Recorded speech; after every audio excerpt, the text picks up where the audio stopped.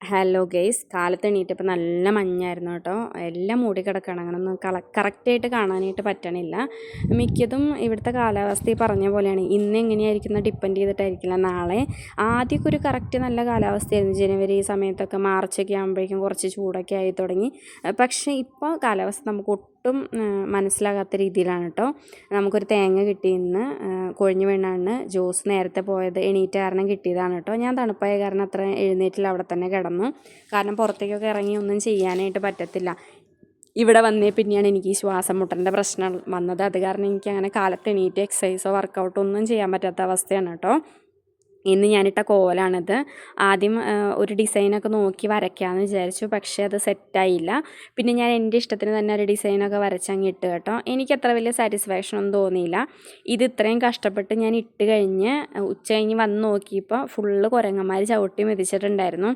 എന്താണെന്നറിയില്ല, ഇവിടെ ഒരു ശാപം കിട്ടിയ പോലെയാണെന്ന് തോന്നും. ഒന്നെങ്കിൽ പട്ടി അല്ലെങ്കിൽ കുരങ്ങൻ ഇതൊക്കെ നശിപ്പിക്കും, അല്ലെങ്കിൽ ആരെങ്കിലും കയറി അറിയാണ്ട് ചവിട്ടുകയും ചെയ്യും. എനിക്കിതത്ര വലിയ ഇഷ്ടപ്പെട്ടിട്ടൊന്നും ഉണ്ടായിരുന്നില്ല. പക്ഷേ മറ്റു ആവളന്മാർക്ക്, എൻ്റെ കൂട്ടത്തിലുള്ള ജോസുവിനും അപ്പുക്കുട്ടനൊക്കെ നന്നായിട്ടുണ്ടെന്ന് പറഞ്ഞു. പക്ഷേ എനിക്ക് അത്ര വലിയ സാറ്റിസ്ഫാക്ഷനൊന്നും ഉണ്ടായിരുന്നില്ല.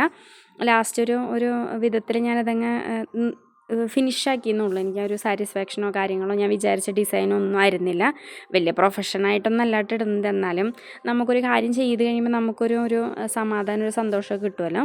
ഇന്നെനിക്കത് കിട്ടിയില്ല കേട്ടോ. അങ്ങനെ കാലത്ത് അടിപൊളിയായിട്ടിരുന്ന് കോലമൊക്കെ ഇട്ടു. കുളിച്ചൊക്കെ കഴിഞ്ഞ് വന്നിട്ടാണ് ഞാൻ മിക്കതും ചെയ്യാറ്. കാലത്ത് അങ്ങനെ കുളി കാര്യങ്ങളൊക്കെ ലേറ്റ് ആവുകയാണെങ്കിൽ കോലിടലും ഇല്ല കേട്ടോ. ചില ദിവസങ്ങൾ നമുക്ക് സങ്കടം വരും. നല്ല ഭംഗിയിലൊക്കെ ഇട്ടിട്ട് പോയിട്ട് പിന്നെ അത് കുറച്ച് കഴിഞ്ഞ് വന്ന് നോക്കുമ്പോൾ നാശമായി കിടക്കുമ്പോൾ ഒരു വിഷമമാണ് കേട്ടോ.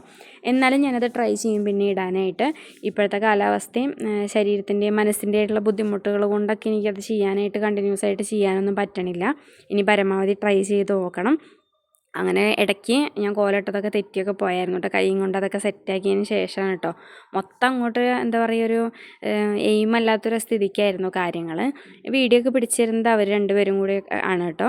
അത് കഴിഞ്ഞ് ലാസ്റ്റ് ഫിനിഷിങ്ങിന് വേണ്ടി ഞാനിങ്ങനെ കുത്തൊക്കെ ഇട്ട് അതിൻ്റെ ഇടയിൽ ഒരു വട്ടമൊക്കെ വരച്ച് വിട്ടു കേട്ടോ. കാരണം എന്തെങ്കിലുമൊക്കെ ഒരു ഭംഗി വേണ്ട, മൊത്തത്തിൽ ഇങ്ങനെ വരയാകുമ്പോൾ ഒരു ഡിസൈനൊന്നും കാണാനായിട്ടില്ല അതുകൊണ്ട് കേട്ടോ. എന്നിട്ടും എനിക്ക് വലിയ ഭംഗി സാറ്റിസ്ഫാക്ഷനൊന്നും ഉണ്ടായിരുന്നില്ല. അവസാനം ഞാൻ നിർത്തിയതുകൊണ്ട് അവസാനിപ്പിച്ചു എന്ന് പറഞ്ഞു. കൂടുതൽ വലുതാക്കി ഇടാനും പറ്റില്ല, കാരണം അതിലെ കൂടെ എല്ലാവരും നടക്കുകയൊക്കെ ചെയ്യുന്നതാണ്. ജസ്റ്റ് ഒരു 2 പേർക്ക് നടക്കാവുന്ന വീതിക്കുള്ള ഇടത്തിലാണ് കേട്ടോ. ഒരു ആൾക്ക് നടക്കാനുള്ള സ്ഥലം കയ്യേറിയിട്ടാണ് കേട്ടോ ഞാൻ ഈ കാര്യങ്ങളൊക്കെ ചെയ്യണത്. ഒരു മനസ്സുഖം. ഈ ദീപം വരയ്ക്കാനായിട്ട് ഞാൻ ഇപ്പോൾ ഭയങ്കര എക്സ്പേർട്ടായി അപ്പൂട്ടൻ പറഞ്ഞതോടുകൂടി എനിക്ക് ദീപം വരയ്ക്കാൻ പറ്റാത്ത അവസ്ഥയായിട്ടോ. എന്താ ചെയ്യുക, ഓരോ കണ്ണ് വെച്ച് വന്നേ, കണ്ണ് അത് പോട്ടെ. കണ്ടോ, രണ്ടാമത്തെ ദീപം കണ്ട കോളായി.